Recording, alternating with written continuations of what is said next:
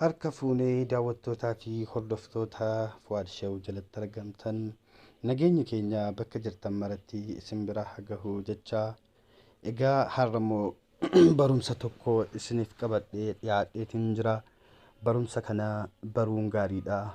Namni waan bararraa namaaf qooduun gaariidha. Fakkeenyaa fi guyyaa har'aa barumsi an isin barsiisuu dhufe ijoolleewwan baay'een lammiiwwan baay'een jechuudha miidiyaa feesbuuka fayyadamanuu jechuudha. Viidiyoo adda addaa yeroo feesbuukii irra yookiin immoo instaagiraamii irra viidiyoon bareedduun gadhiifamee buufachuudhaaf nu rakkisaa akkamitti naa bu'uu dide wanta akkasii gaafii akkasii nama baay'eetu gaafata. Egaa har'a mee akkaataa feesbuuka irraa viidiyoo adda addaa viidiyoo isaatiin yoo barbaanne audio isaatiin yoo barbaanne jechuudha sagalee qofa buufachuu yoo barbaanne viidiyoo tokko feesbuuka irratti argine yookiin immoo instaagiraamii irratti argine buufachuu yoo feene mee haala kamiin buufachuu dandeenya warra jettanii fi kunoo hammuma isin agarsiisa jechuudha. Egaa barumsa adda addaa illee waan tokko isiniifan fidaa haala feesbuukii itti gubatu akka inni itti nama duraa hin gubannes qabadheetan isiniif dhiyaadha jechuudha. Nama baay'ee duraa feesbuukni yeroo baay'ee gubata.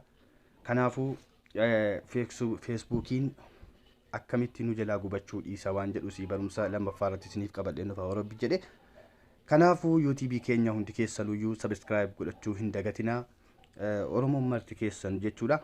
Lammiiwwan afaan kiyya dhageessanu maaliif barumsa tokko waliif qooduun keenya dirqama jechuudha.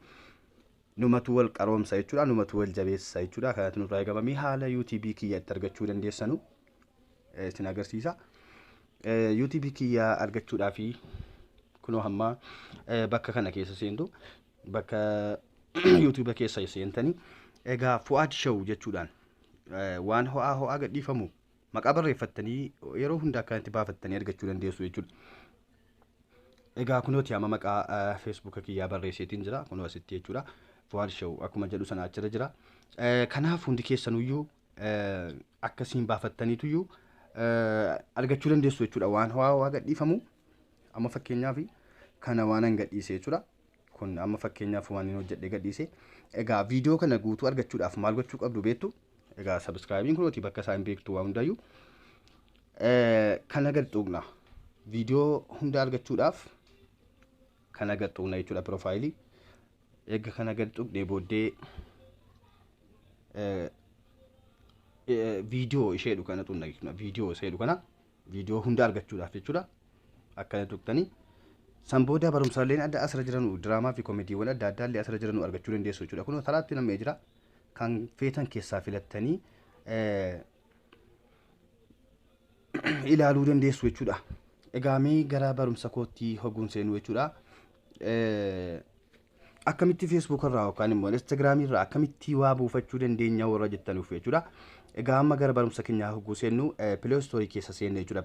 Play Store keessan seentu kunoo Play Store kiyyaan seenaa jira jechuudha yeroo amma seenaatiin jira.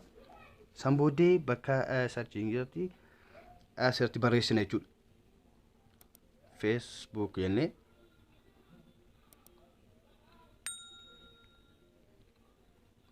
Facebook download jettu.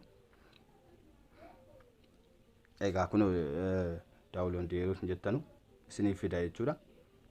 Akkanatti kun nu fideera jechuudha. Amma yeroo amma akkatti barreessuu qabdu dirqama immoo barreefficha akkatti barreessuu qabdu jechuudha. Dirqama dogoggoruu hin qabdan jechuudha. Sana booddee search goona. Kunooti jechuudha amma Facebook nu fidee jira. Facebook irraa buufachuu waan dandeenyu jechuudha asirratti nu fidee jira. Kan feetan keessaa filattanii buufachuu dandeessu. Ani hamma kan inni itti fayyadamaa jiru kanneen kana keessaa jechuudha. Kun hundinuu ni dalagu. Fakkeenyaaf kun illee ni dalaga jechuudha. Kun illee ni dalaga. Akkaataa itti buufattan garuu isin agarsiisa jechuudha. Kun illee buufachuu dandeessu jechuudha. Fakkeenyaaf Facebook kunoo video download for Facebook irraa buufachuu dandeenya jechuudha. Ayyee kanatti buufattu jechuudha. Kanatti buufadheen jira waan ta'eef buufachuun barbaadu kunoo ishee kanatti buutanii buufattu gadi ishee kanatti buutanii gadi buufattu jechuudha. Egaa inni xumurtanii buufattanii kaatanii xumurtanii booddee gara Facebookicha buufanne sanaatti deemna jechuudha. Amma fakkeenyaaf buufadheetiin jira waan ta'eef waan fedhee isaaniin fayyadama waan buufachuu danda'a waan ta'eef sin agarsiisa amma. Egaa kiyya kun hodde kanatti argama jechuudha. Akkuma isin argitan kana kunooti bakka kanatti argama. Amma gadin tuqa kunoo naaf fideera jechuudha. Wanti isin immoo beekuu qabdanu Facebookni keessan asirratti banamuu qaba jechuudha. Asirratti banamuu qaba. Facebooka isin gaafachuu danda'a jechuudha.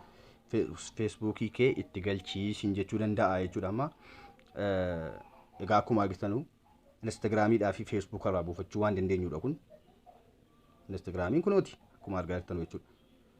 Yoo barbaanne Facebook irraa yoo ta'e viidiyoochi kunooti Facebookiin. Egaa maal gochuu qabnaa asirratti waan jedhu ilaalla jechuudha. Facebook keessa seenna. Amma kunoo email na gaafatee jira akkuma isinitti meeqa jechuudha. Facebook kee asirratti banii naan jechaa jira jechuudha. Egaa Facebook kiyyaa asirratti banuudhaaf waa hundaayyuu barreeffachuu qabdu jechuudha. Fakkeenyaaf bilbila koon galchaa bakka kanatti. Bilbila Facebookiin koo ittiin baname jechuudha. Email yoo barbaade jechuudha.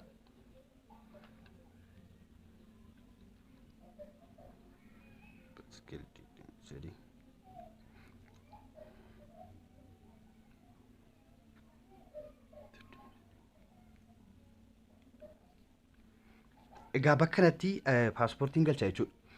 Paaspoortii kiyya galchaa. Akkasitti Facebookni kiyya naaf bana jechuudha. Gunni asirratti naaf banee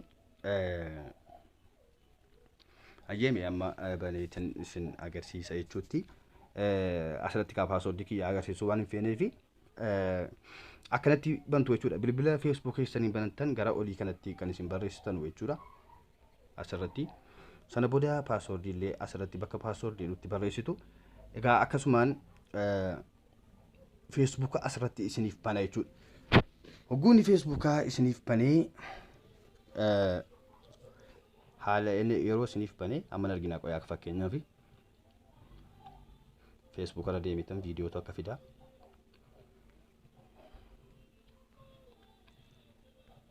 Amma Facebook irra deebiitiin jira. Facebook irra deemee viidiyoo tokko fidachuudhaaf.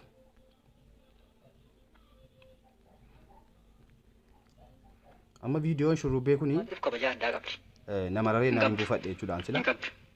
Hin qabdu. Badaa hin qabdu. Warrumaa hattoota warrumaa yar. Amma viidiyoo kana buufachuun fedhaan. Viidiyoo kana buufachuun malee uummata Jimmaa kabajaa qaba uummata. Viidiyoo kana buufachuuf bakka kam tuquu qabna beektu? Bakka kana jechuudha. Bakka sii kana tuqne akkana gad tuqna.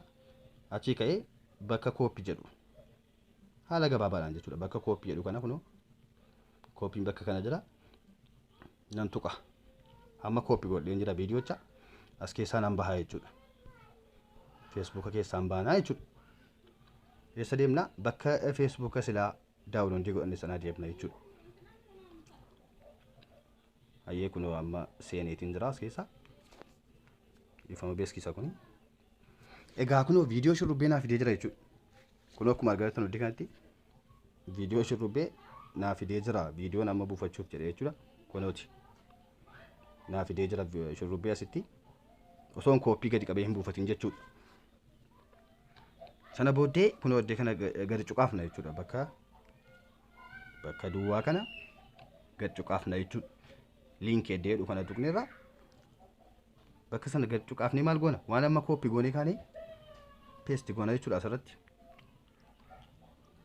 Bakka kanatti peesti kan jedhu sana kunoo asirratti agarsiisaa jira.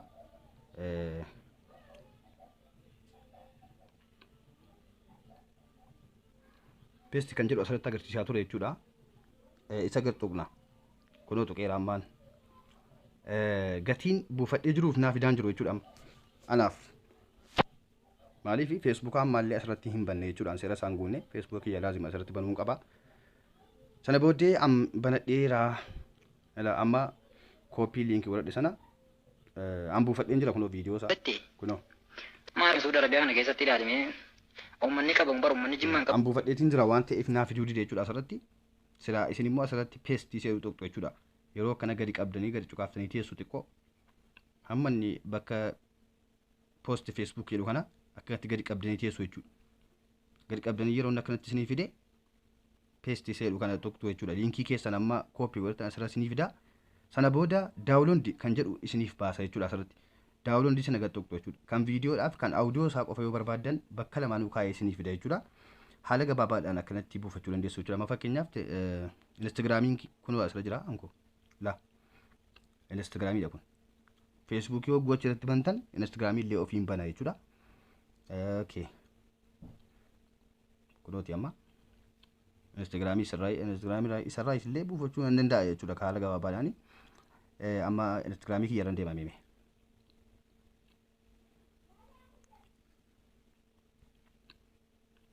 Egaa irra deemeen jira. Mee viidiyoo wayiin barbaada amma.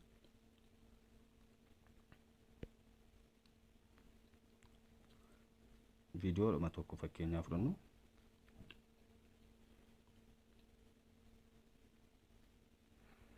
Amma viidiyoo dhuma mucaashii cafartu kana yoon fudhadhe akkuma amma isinitti mee ka'ee bakka cuqaafnu isinitti meera jechuudha. As cuqaafna akkuma feesbuukaati jechuudha. San booddee kooppii bakka jettu kana tuqna jechuudha. Kooppii itti fudhanneerra amma kunoo liinki kooppii jedheera. Achi kaanii bakka silaa deemna jechuudha. Bakka silaa deemnee sana booddee bakka naaf fidee jira amma anuma wajjin tura. San booddee kunoo mucaattii naaf fidee jechuudha bakka kanatti. Akkuma sila jirtanoo intaloo amma caffaraattu kunoo as jira jechuudha. Hayyee an Facebook kiyya waanan hin banneef jechuudha. Amma bakka kanatti silaa naaf fida jechuudha bakka kanatti. Asirratti naaf fida jechuudha. Paste bakkee dhuu kana tuqnaa kunoo as yoo kana tuqxanii isinii buusa jechuudha. Kunoo ishee kana nuu isinii fida tokkichaan jechuudha. Laazima garuu Facebook keessan asirratti banuun dirqama jechuudha. San booda viidiyoo feetan illee buufachuu ni dandeessu jechuudha. Egaa barumsa adda addaa gara fuulduraattis isiniif qabadheetiin dhufa waan ta'eef subscribe godhachuu hin dagatinaa, waliifis share gochuu hin dagatinaa. Yoo isin nu jabeessitan anillee isiniif hin jabaadha jechuudha. Haala Facebookii adda addaas illee baay'een keenya Facebook jimmeenne fedhan malee seera isaa hin beeknu jechuudha. Kanaaf gubachuu danda'a. Kanaaf gara fuulduraatti barumsa isaa isiniif qabadheetiin dhufaan jedha. Waa baay'ee isiniif qabadheetiin dhufuun kiyyan oolu amma appilikeeshinii asirra jiru kun hundi waan barumsa qabudha. Waan itti fayyadamuu danda'amudha jechuudha. Nuti garuu hin beeknu jechuudha. Ani immoo waan hin beekurraa hamman danda'e isinan barsiisaa jedheen abdii qaba yoo hin jiraadhe.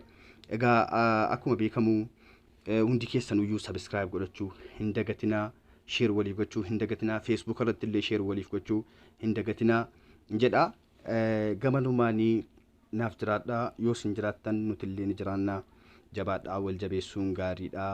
Aadaa keenya haa ta'u wal qooduu wal jibbuu dhiisaa waan akkasiirraa otoo of qusannee gaariidhaan jedha gamanumaanii.